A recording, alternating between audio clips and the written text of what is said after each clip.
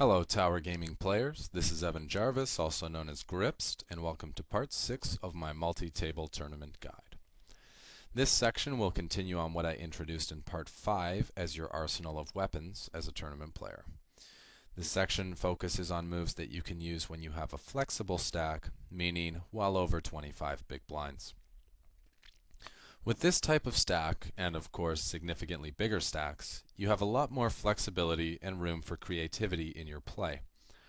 What I'm about to teach you will help you make the most of your big stack without overdoing it.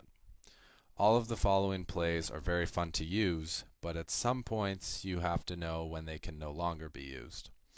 If you follow the guidelines and your instinct is correct, you should be able to hold your big stack all the way to the final table. Before you decide to use your big stack, you have to make sure the right conditions are in place. First off, is it a good spot for a specific play? Do you have the right amount of players behind you? Do you have the right types of players behind you, as in ones who will allow you to get away with your move rather than ones who are going to give you a hard time? Do you have the right types of players in the blinds? Are the stack sizes behind you ones that will make it difficult for your plan to succeed? You want to carefully evaluate all the factors before you make a play so that you can be sure it is a profitable spot to take a shot at the pot. Next off, you have to think about how your image is to the other players. If you've been card dead for a while and haven't played many hands, chances are much higher that your move will not meet resistance and you'll succeed. If, however, you have been very active recently, opening pots, re-raising, check-raising a lot of flops, you have to accept that your opponents have been watching and will not be so eager to give you credit for your play. A good general rule is, if you haven't played a pot for a couple of orbits, take any good spot that presents itself. If, on the other hand, you've been using your arsenal of weapons relentlessly, pass up on the next 2 or 3 decent spots, because your opponents are most likely ready to play back at you, and your success rate will be much lower. Finally, you have to evaluate whether or not you have the right type of hand for a play. If the first 2 conditions are extremely strong, then your cards might not matter, since you have such a high chance of getting away with the play. The likelihood of actually getting called and having to play a flop determines whether or not you need some semblance of a hand. The smaller your stack is, the more you're looking for big cards and pairs. As you get deeper, suited connectors and suited one-gappers become great semi-bluffing hands. And once you get super deep, meaning over 60 big blinds, suited aces and suited kings become great hands because they allow you to cooler the smaller suited connectors in high implied odds situations. Anyway, enough of the technical stuff. Let's get into the arsenal of weapons you can command when you have a big stack. The blind steal is pretty self-explanatory. It's a raise that you make with the hopes of having everyone fold, allowing you to pick up the blinds and antes. So we see hero, when folded to, raises up the tight player's blinds and is able to pick up the pot, chipping up 1.5 big blinds plus whatever antes would be in play. When you have under 24 big blinds, you can't raise with the intention of folding because it means you'll be giving up 10 to 15% of your chips, which is simply too much on a gamble. Anytime you have more than 24 big blinds, you should be looking for good opportunities to steal the blinds. When thinking about stealing the blinds, the first thing you want to look at is who is in the blinds. If you have 2 total nits in the blinds who haven't played a hand in 2 hours, then you can happily steal with any 2 cards. It is so unlikely that you'll have to take a flop against these opponents, and your success rate will be so high that the math is in your favor so much that your hand is completely irrelevant. If there's a chance you will get called, you're looking for anything that flops well to steal with. Connected cards, face cards, big suited cards, and of course pairs. The later in position you are, the better. If you're in the small blind, you only have to get through 1 hand to win the pot. If you're on the button, now it's 2 hands to get through, decreasing your chances of success by 50%. When you're under the gun, you have to hope that 8 people behind you don't have a playable hand, and this is why attempting to steal the blinds from under the gun is not the best proposition.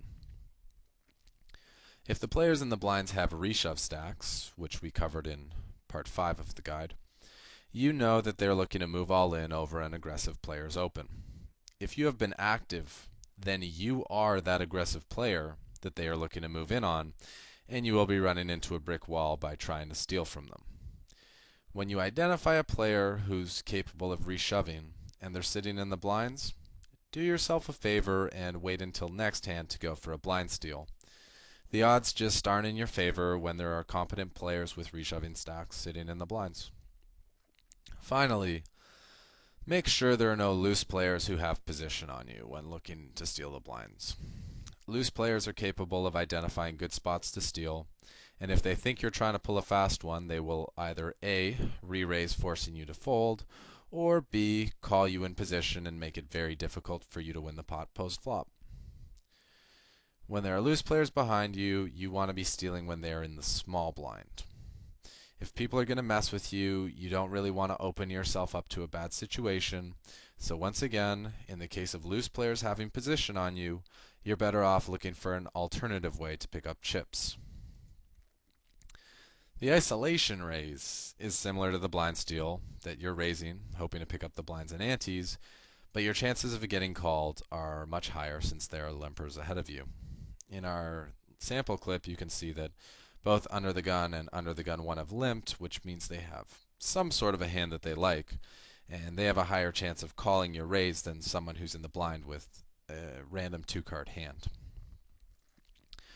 The best case scenario when you ISO raise, as a steal of course, is for the limper to fold, allowing you to pick up some nice dead money. Blinds, antes, plus the limp or limps. When you are called though, it's still a very profitable situation. The limper's hand range is pretty well defined, and odds are he's only going to call your flop bet if he catches a piece. Well, we know that your opponent will only hit the flop about 33% of the time, so that means your continuation bet should be taking down the pot about 2/3 of the time. And it is also a significantly bigger pot than it would have been if your opponent folded pre-flop. The isolation raise should be used against weak players, not tricky ones. Players who are capable of limp re-raising are not, I repeat, not good targets for this play. You're basically looking for an opponent who's going to play straightforward, and this is a fish or a weak tight player. The later in position a player limps, the more likely their hand is to be weak, and the more likely your play is to be successful. Therefore, if a player limps from earlier position, you want to raise 4 times the big blind to maximize pressure, and if they limp from late position, 3 times the big blind is fine, since you don't mind a call from a very weak hand. The key to the isolation raise is that you must continuation bet every time the limper calls your raise. The play only works if you continue to apply pressure when your opponent is unlikely to have a good hand, so unless you're ready to commit some chips post-flop, don't bother raising it up pre-flop. As with the blind steal, you want to be in late position to make this play, so your odds of running into a real hand decrease, and once again, you will want straightforward players behind you so that you don't get messed with. Loose aggressive players love to use the isolation raise, and therefore when they spot it, they love to play back at it with a re-raise. The types of hands you want for this play are hands that make top pair, so any 2 cards above a 10. Big pairs that don't need to improve but can get value if the limper flops top pair, and in cases where you have more than 40 big blinds, suited connectors and small players are great for isolating, because if you're lucky enough to hit the flop, you'll already be well on your way to building a big pot. The isolation raise is a great way to chip up and take advantage of weak players. Don't overuse it though, because you will get played back at, and don't do it with complete junk hands like King 4 offsuit, because the limper will often call your raise, and you do want some flopability in your hand. Now we will look at the resteal, which is also your counter move to the blind steal and the isolation raise. So we see that player 3 is going to open, and he is on the button even though you can't see the button. So we, as the strong hero, know that he's trying to steal, put in a re-raise, and take down the pot. It's a nice pot too. blinds, antes, a pre-flop raise, and we would get our own big blind back too. If you identify that someone is playing too many pots, meaning over 20%, and therefore probably doesn't have a premium hand most of the time, you want to be playing back at them. Say your opponent opens with 9-10 offsuit because the blinds are weak and you re-raise him, odds are that even though his hand looks okay, he's going to fold because he can find a better spot. By making this play, not only are you picking up the blinds and antes, like I said, you are also picking up the opponent's raise, which means a nice big chip up.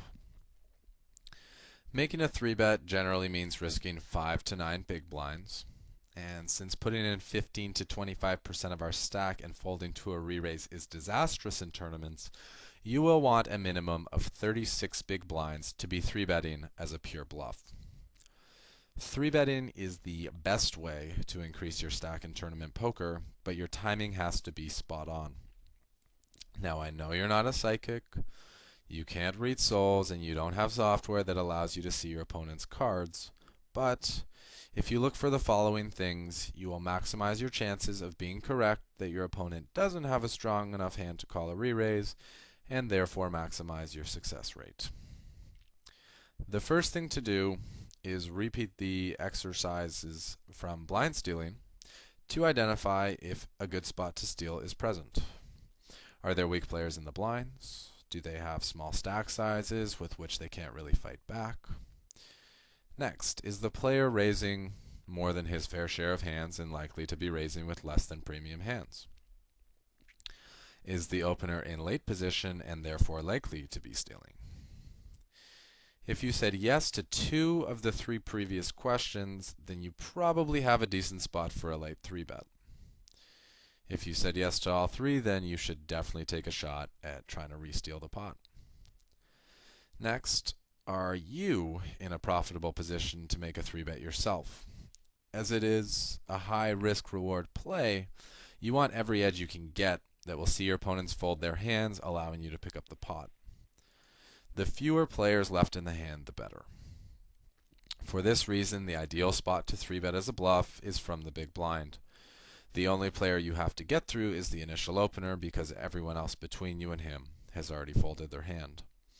The small blind means 2 players to get through, and the button means you have 3 players to get through, the initial raiser and the 2 players in the blinds. But with the button, you have a big advantage in that if you get called by any of your opponents, you will have position throughout the hand. This is why most tournament players' favorite spot to 3-bet as a bluff is from the button. If you have an ace in your hand, the odds of someone else having an ace in their hand goes down by 50%. That means a 50% less chance of someone having ace-king, pocket aces, ace-queen, you get the point. For this reason, when you are 3-betting as a bluff, having an ace, king, queen, or even a jack in your hand helps your cause out a lot because they decrease the chances of your opponents having a premium hand. When you are 3-betting with 35 to 45 big blinds, you aren't really planning to play a flop. If your opponent plays back at you, it will most likely be with a re-raise, so your actual hand isn't important. For this reason and the concept of blockers, it's much better to 3-bet ace-4 offsuit as a bluff than it is to 3-bet 8-9 suited, which has some nice flopability. Once you start dealing with deep stack situations where both you and the opener have over 50 big blinds, you are much more likely to end up seeing a flop. In these cases, since there's a lot of stack left behind to play post-flop, you want hands with high implied odds, such as pocket pairs and suited connectors. Again, similar to the blind stealing situation, as you get super deep stacked, hands like suited aces and suited kings become good candidates for 3-betting as a bluff because they have both high implied odds and blockers. 3-betting is truly an art. It takes a second to learn, but a lifetime to master. From my experience in tournaments, I know that it's a very scary thing to go for, since you are risking a good amount of chips, often with no hand. But to be a winning tournament player, you must have this play in your arsenal. Go through the checklist and try to find spots where the odds are way in your favor that someone is stealing, and pull the trigger. You will be shocked at how often you succeed. and hey, even if you do run into a real hand, you'll still have lots of chips and you'll have a better chance of getting action when you do 3-bet with a real hand like aces, so it pays in two ways to use the resteal. The squeeze play is very similar to the resteal. It involves 3-betting an open, but the risk and the reward are both slightly higher. So we see we have a raise, a call, and now the hero puts the squeeze on with a 3-bet, sandwiching player 2, acting before player 3. He has a tough time calling because he doesn't know what player 3 is going to do. And player 3 probably doesn't have a real hand because he would have 3-bet himself. And that's why the success rate is so high with the squeeze play. What makes the squeeze play different than a 3-bet is that rather than simply looking for a loose opener to re-raise, you're looking for a situation where there is a raise and a call ahead of you, and then you spring into action with your re-raise. The reward is higher because of the dead money from the flat caller, but you have to risk a bit more so that you don't give your opponents good odds to call you. The squeeze play is very lucrative and a highly successful play. As I said, when someone flat calls a raise, most of the time they don't have a strong enough hand to call a re-raise, because if they did, they would have re-raised themselves.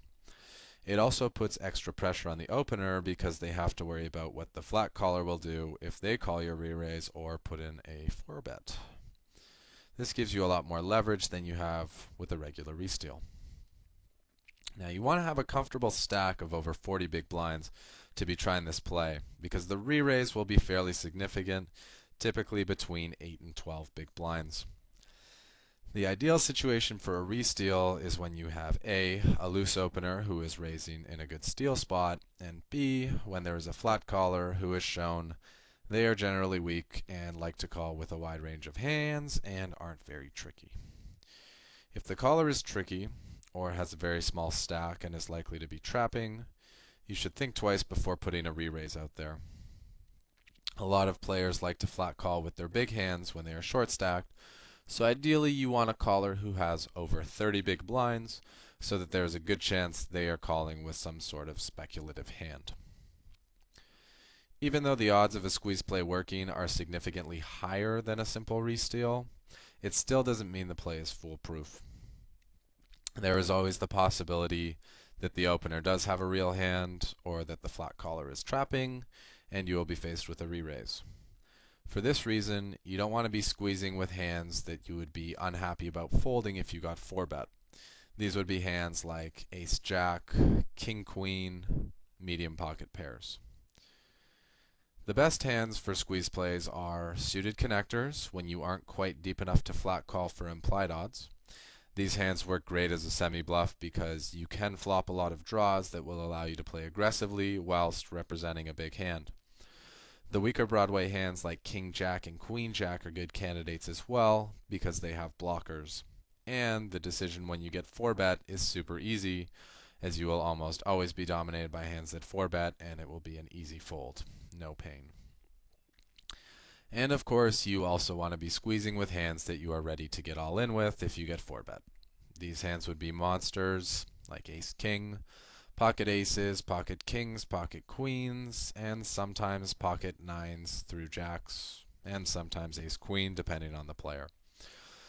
Knowing how wide to make your value squeezing range will be dependent on what hands your opponents are willing to 4-bet all in with, and will come down to good observation. Like the other plays, this is a highly profitable move, but one that should not be overused. It's very easy to spot a squeeze play, so be highly selective when you choose to execute the play. Finally, we come to the highest risk move in tournament poker, the cold 4-bet steal. So you see we have a raise, followed by a re-raise, and the hero comes in with a 4th bet, which sees both of the blinds fold, the initial opener fold, and the 3-better, because he's a crazy, loose, aggressive, late 3-betting machine, folds. 10 years ago, the idea of this play would have been absurd. Everyone played tight. When someone 3-bet, it was queens or better, and they weren't folding. But in today's tournament setting, with stealing and light 3-betting being the norm rather than the exception to the rule, a countermeasure had to be invented. The cold 4-bet steal is when there is a raise and a re-raise ahead of you, and you make a third raise or 4-bet with a hand that you are planning to fold if you get jammed on. Seems crazy, doesn't it? It is an extremely expensive play, costing 12 to 15 big blinds, but the reward is very high. You would be picking up the blinds and antes, that's 2.5 big blinds, an open, which is typically another 2.5 big blinds, and a 3-bet, which would probably be around 7 big blinds for a total chip up of 12 big blinds. Not too shabby for not even having to see a flop. Based on what I've already talked about, it should be pretty apparent what you're looking for when looking to attempt the cold 4-bet steal. First consideration, there must be a loose opener who is opening in a good steal spot. Second consideration, the re-raiser must be a player who is capable of re-raising light and is a smart enough player to be aware that the opener is probably on a steal. Third consideration, both players have shown that they are able to fold to a re-raise after putting chips in the pot. Fourth consideration, both players must be deep enough that they are not pot committed and have enough chips that they are allowed to be making plays. Like if they're 3-betting, they have enough chips that they could be 3-betting and folding as a bluff, not that they only have a value range. So if you forget what those stack sizes are, go through this lesson and lesson 5 again, and you should have a good idea of what I'm referring to.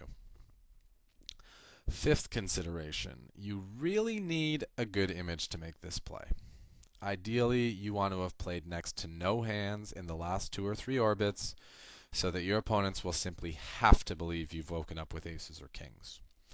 This play can get your opponents to fold very strong hands, but only if you have shown that you're a solid player and you aren't out there every hand trying to make moves with less than premium hands, because then they won't believe you and you will get the pile of chips shoved in your face. Having blockers in your hand, especially an ace or a king, will greatly increase your success rate.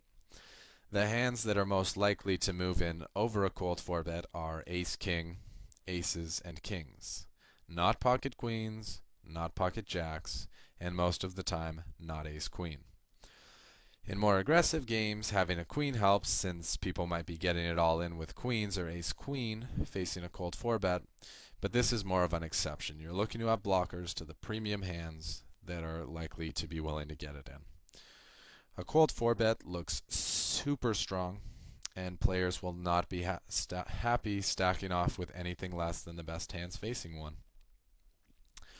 Due to the massive amount of fold equity associated with a cold 4-bet and the fact that it's really a pure bluff, I mean, you will almost never get flat called and have to play a flop, you can do it with a wide variety of hands. The cold 4-bet is a play that is okay to do with any 2 cards sometimes because it just looks that strong. I want to put a disclaimer out there though. This play is extremely expensive and requires very specific conditions to be met. If you cold 4-bet bluff once every 2 tournaments, you're still probably doing it too much. So be aware that you need a truly perfect spot to try to pull this play off. That being said, with practice comes good instinct, and when the right time comes, you'll know and you'll be able to score a massive chip up without showdown. Using these plays properly really comes down to being one step ahead of your opponents at all times. You must be extremely observant as the tournament progresses so that you can know who is playing honest or tight and who is constantly trying to make plays and take advantage of the weak players. You only want to use your counter plays against opponents who are consistently getting out of line. If you try to resteal or cold 4-bet a tight solid player, you're going to find yourself getting re-raised all in a lot of the time and wasting a ton of chips. Steal from the weak and police the thieves. That is how to get the most out of your big stack. This has been Evan Jarvis for Tower Gaming. See you at the top.